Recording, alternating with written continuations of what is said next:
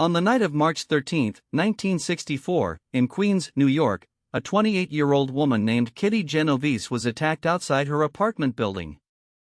The assault lasted 35 minutes. The killer returned twice. Kitty screamed for help throughout. 38 neighbors reportedly witnessed the attack from their windows. By the time police were called, Kitty Genovese was dead. Not one of the 38 witnesses had intervened. Not one had called for help until it was over.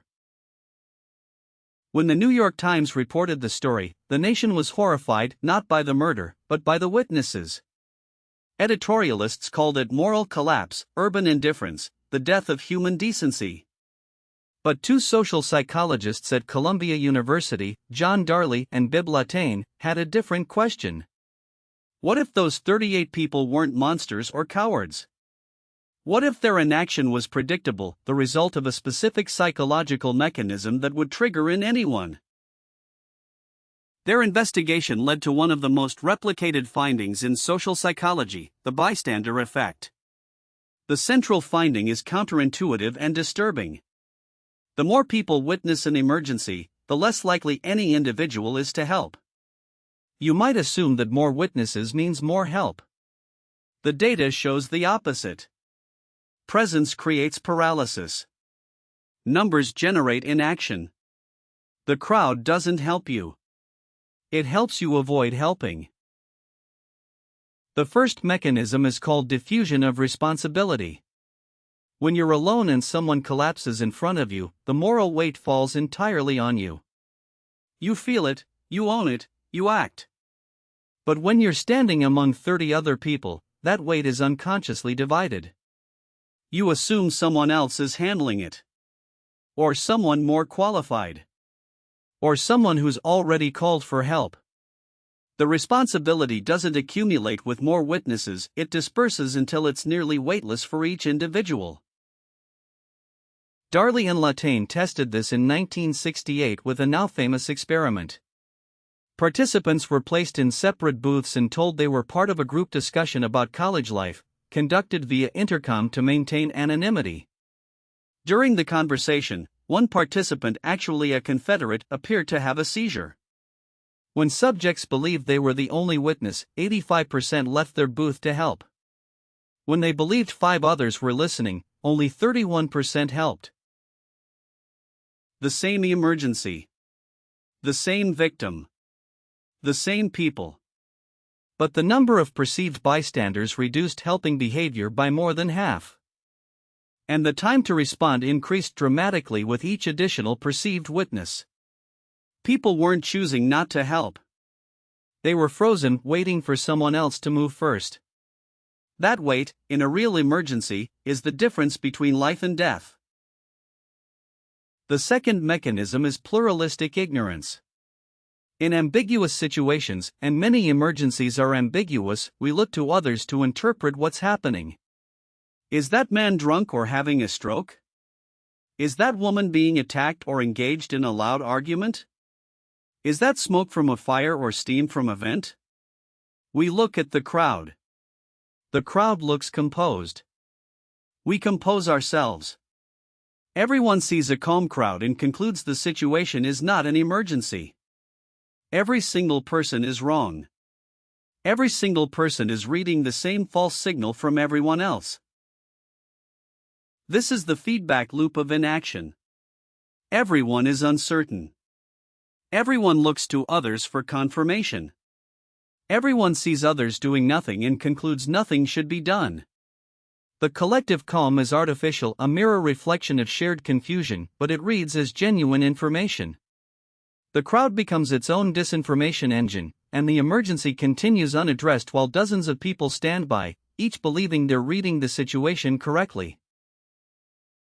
A 1969 study by Darley and Latané made this devastatingly clear. Subjects were asked to fill out a survey in a waiting room. Smoke began pouring through a vent in the room. When participants were alone, 75% reported the smoke within 2 minutes. When they were seated with 2 calm Confederates who ignored the smoke, only 10% reported it even as the room filled with so much smoke they were rubbing their eyes and coughing. The original Kitty Genovese narrative has since been partly revised by researchers. Some historians have questioned whether all 38 witnesses actually saw what they claimed in police reports, and whether the timeline was as reported. But the psychological reality the case inspired is deeply valid because the experiments designed in its wake have been replicated hundreds of times across dozens of cultures, and the effect is consistent. The mechanism is real, even if the original story was imprecise. Bystander research has also revealed a third mechanism: evaluation apprehension. People in crowds are afraid of embarrassment. What if I overreact? What if I misread the situation? What if I start CPR on someone who's just had a few too many drinks? The social cost of acting incorrectly in front of witnesses feels significant. So we hesitate. We assess. We wait for certainty that rarely arrives in time. The fear of being wrong about helping keeps us from helping at all. These three mechanisms, diffusion of responsibility, pluralistic ignorance, and evaluation apprehension, operate simultaneously, silently, and automatically. They don't require cruelty or cowardice. They don't require a bad person. They require only an ordinary human in a crowd, relying on social cues to navigate an unusual situation. The cruelest element of the bystander effect is that it works on exactly the people who would genuinely want to help. Later research explored the effect across cultures, finding it present but modifiable. A meta-analysis of 50 years of bystander studies, published in 2011 in Psychological Bulletin, found that while the basic effect is consistent globally, certain situational factors reliably reduce it, whether the emergency is unambiguous, whether the bystander has a personal relationship with the victim, and whether the bystander has been trained in emergency response. Training changes the equation. The most effective known countermeasure to the bystander effect is direct, specific designation. Not someone call 911, which distributes responsibility to everyone and therefore no one. But you, in the blue jacket, call 911. Pointing at a specific person, making direct eye contact, assigning a concrete task. This short-circuits diffusion of responsibility by collapsing the group into an individual. The named person almost always acts. The technique works because it forces the social math to change. Emergency response trainers now teach this explicitly. CPR certification courses spend time not just on the physical technique but on how to activate bystanders who may be frozen by exactly the mechanisms we've discussed. The psychological component of emergency response is recognized as critical. Teaching people the words you call 911, you start chest compressions may save as many lives as the compression technique itself. The internet has created a new terrain for bystander dynamics that Darley and Latané could not have imagined.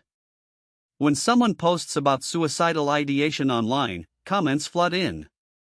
Most say something. But the same diffusion of responsibility operates, thousands have seen it. Surely someone has already called a crisis line. Surely someone is handling this. The virtual crowd has all the same psychological features as the physical one. People die while dozens of people assume someone else is helping. There's also evidence that camera phones have modified the bystander effect in complex ways. In some cases, the presence of recording devices increases documentation but decreases direct intervention. People film instead of intervening. The recording provides a sense of action, of doing something, without requiring the social and physical commitment of direct involvement. The camera becomes a socially acceptable substitute for help. A 2019 study from the University of Vienna found that in witnessed assaults, the presence of an audience more often increased filming behavior than helping behavior. The crowd had essentially invented a new form of bystander inaction, one that felt productive and responsible, because it was capturing evidence. The evidence being captured was of the crowd's own failure to intervene. The camera sees what the brain cannot. What makes the bystander effect genuinely unsettling is its democratic reach. It doesn't discriminate by personality type. Studies have found empathetic people, helpers by nature, as susceptible as anyone else once placed in the right group configuration. Kindness doesn't override mechanism. Good intentions dissolve in crowds. The social architecture of the situation matters more than the moral character of the individuals within it.